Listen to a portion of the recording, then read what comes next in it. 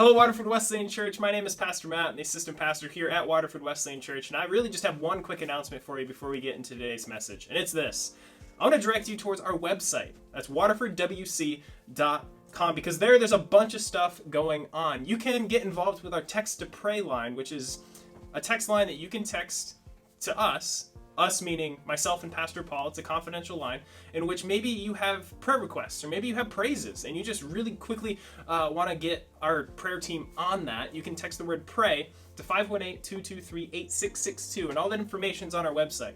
Or maybe you've just started joining this church, maybe in person or maybe online, and you're like, hey, I would really love to get involved financially with this church. I see them doing a lot of good things in the community, and I want to be able to get involved.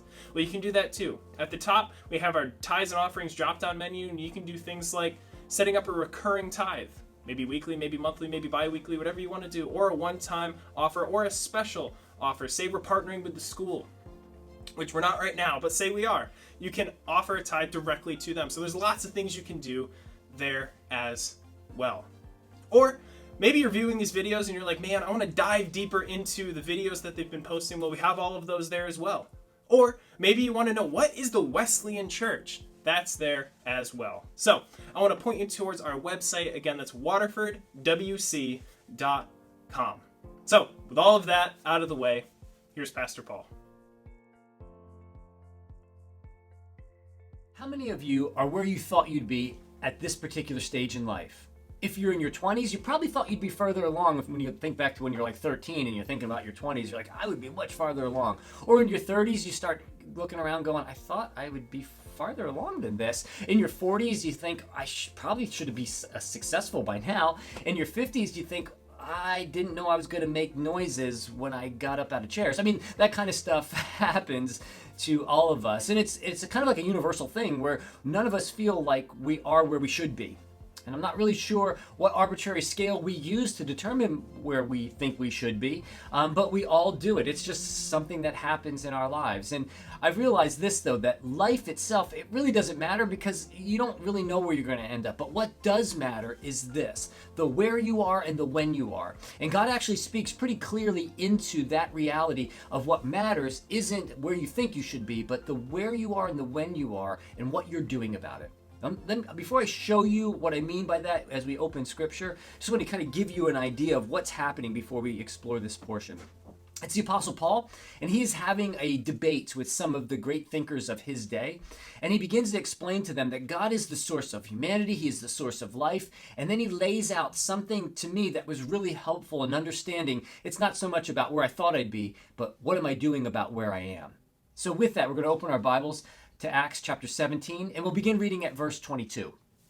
Paul then stood up in the meeting of the Areopagus and said, People of Athens, I see that in every way you are very religious. For as I walked around and looked carefully at your objects of worship, I even found an altar with this inscription, to an unknown God.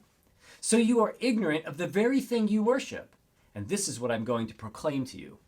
The God who made the world and everything in it is the Lord of heaven and earth, and does not live in temples built by human hands. And he is not served by human hands as if he needed anything. Rather, he himself gives everyone life and breath and everything else. From one man he made all the nations that they should inhabit the whole earth, and he marked out their appointed times in history and the boundaries of their lands. God did this so that they would seek him and perhaps reach out for him and find him, though he is not far from any one of us. For in him we live and move and have our being, as some of your own prophets have said, we are his offspring. So there is Paul debating the thinkers of his day, the Epicurean and Stoic philosophers. They're having a back and forth. And he basically says to them, look, guys, God's the source of humanity. He's the source of life. And he has appointed times in history and locations for where you exist. And that's kind of a big deal. If you take a look again, he begins to reason with them. In verse 23, he shows them even their own gaps. Verse 23 says this, For as I walked around and looked carefully at your objects of worship, I even found an altar with this inscription, to an unknown God. So you're ignorant of the very thing you worship, and this is what I'm going to proclaim to you. And right here he does. He proclaims to them God's the source of humanity, he's the source of life, and then he begins to unpack even a little bit more. And he says, this is what I'm going to proclaim to you. And he starts and he dives in and he debates with them back and forth, and he answers some of the big questions of life. Not so much like I thought I'd be further along than I am. He actually answers the why and where you are, the when and where you are. And he begins to unpack that for all that you need in this life. And in verse 26, he says this very clearly. From one man he made all the nations, that they should inhabit the whole earth, and he marked out for their appointed times and histories and the boundaries of their lands. The appointed times and histories and the boundaries of their lands. Friends, that is the when and the where you are in this life. And it really doesn't matter where you thought you should be or where you think you were going to be. This is where God says, I've appointed this for you to be here, now, and where you are with intention. I mean, think about that for a moment. It's no surprise to God that you exist now. You don't live in 768. You don't live in 1452. You don't live in 3012. You live now. And as I begin to think about that seems pretty profound to me. And maybe you're going, well, no, duh. But for me, the more I thought about that, I'm like, wow, that's amazing that I live now with God's intentionality. And then as I begin to expand that, I realize this. Not only do I live now with God's intentionality, but so do all the people around me. That they are here now with intention, just like I am from God's point of view. So that means that everybody that you rub elbows with, the people that you work with, the people in your family, your friends, none of this was an accident. This is all part of God's plan. I mean, the people that make up your family is no accident. The people that make up your friends, it's all intentionality on God's part. Awesome. And so when I think about that aspect of God's intentionality, the when I live is the same as true for the people around me. There's intentionality there on God's part as well. And so as a follower of Jesus, I'm speaking specifically to you if that's you, then that means this, that God has you here and now for a very specific reason. And as the church, our whole mission, the whole purpose as a follower of Christ, you're part of the church, is to share the hope and the good news of Jesus. And so when I think about that whole thing, maybe the reason that you exist right here, right now, is to be that hope and to share the hope of the good news of Jesus with your friends, your grandparents, your parents, your siblings, your neighbors, your coworkers, whoever it may be. Maybe the reason that you exist right here, right now, is to make known the unknown God in their life. Because everybody has an unknown God. Everybody's worshiping something. And Paul makes it very clear to the thinkers of his day that it's about Jesus Christ. And maybe, just maybe, that's for you and me. You exist now for a reason. I exist now for a reason. This when, and the people around you are here when, and maybe, just maybe, since there's no plan B for the church, for the gospel, God's plan A is the church, you and me, maybe, just maybe, you're in your family group, you're in your friend group, you're in your workplace, and the people around you are as well, to be the hope of Jesus to them. But see, that's just the when in history. But he also tells us that it's the where part also. That's no surprise to God either. Going back to that same verse, he says it's the boundaries of the lands are already marked out. So yes, it is God's plan for you and me. If you're in America and you're watching this video, that it's God's plan for you and me to live in the wealthiest nation in the world. Now, we can feel guilty about that, or we can do something about it. Acknowledge that God has placed you there with intentionality. What are you doing with that benefit, that abundance of his grace that he has poured out upon you? Are you appreciating it? Are you holding it? Are you hoarding it? Are you sharing it with the world around you? Are you being a blessing because you have been so blessed? You are where you are with intentionality. And that means not just America in 2022, but where you live in what state. I live here in New York. That means that God has placed me in New York for this time. And even if you don't like it, because I have a lot of friends and we have lots of conversations about those that live in New York, and they're like, hey, there's a lot of things I don't like about it. And I'm sure you could say that for anywhere you live, but you realize that God has placed you there for a reason. But it's not just America. It's not just, like, for me in particular, New York, but it's also the neighborhood you live in, the town you live in. God has placed you there. If he has marked out the boundaries for you to live, it's not just about the when, it's also the where. And the neighborhood he has placed you in also is intentionality. Think about it this way. Even the job you have has some degree of intentionality on God's part. So the people are there when, and you are aware in location, then God has worked this all out. Look, I'll tell you this. Have you ever stopped to consider that?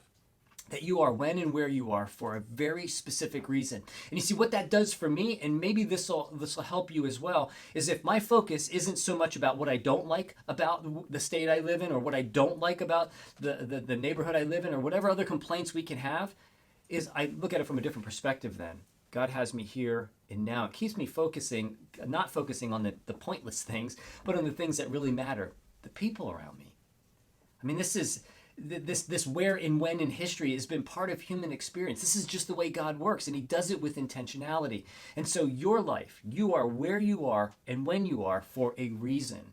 And we can look at all that is going wrong rather than saying, I'm here, God, what is it you want from me? The people you've placed around me, what do you need me to do? And take our focus off of the things that are all temporary. You see, this is the way God works, and it's not just you and me. I mean, I'll give you two really quick examples. Look at the life of Jesus Christ. He is specifically in time and location. The Apostle Paul tells us that in Galatians chapter 4, verses 4 and 5, when he says this. But when the set time had fully come, God sent his Son, born of a woman, born under the law, to redeem those under the law, that we might receive adoptions to sonship. You see, just in that particular two verses, that is the when and the where.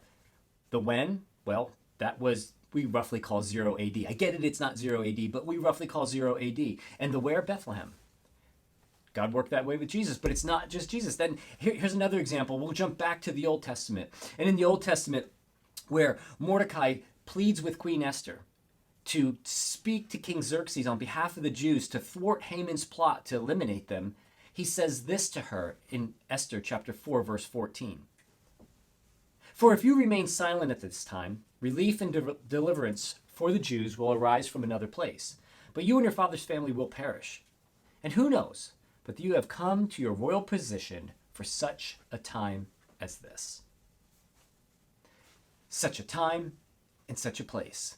There she was as the queen, and there she was at that particular moment in time. And Mordecai says to her, maybe, just maybe, that's why you're here. You see, nothing's really changed. This is the way that God works. Whether it was Jesus, whether it was Esther, it's you and it's me. Maybe, just maybe, that's why you're there, for such a time as this. You see, I didn't think this is where I would be at this particular stage in my life, but God did. It was no surprise to him, and he did so with intentionality. So realize this, that you are when you are in this time in history, and you are where you are in location, all by God's intent. And that being the case, you have to ask the bigger question then. What is it that God wants to do through me, and what is it that he wants to do through you? That's it. Maybe what you need to do, because I know this is what I'm working on, is just slowing down enough to look around and say, I'm here for a reason, and these people around me are here for a reason because I'm here for a reason, and what is it that God wants to do through me to be a blessing to them, to show them the hope of Jesus to the world around me. Let this idea of the when you are and the where you are reshape the way you think and see your current situation, whether you like your job, whether you like your neighborhood, whether you like your state, or whether you like your country. See it and reshape it, and reshape the way you see the people around you. God has placed them there with intentionality, just like he's placed you where you are. Let your life reflect the hope, the love, the strength, and the peace of Jesus to the world around you.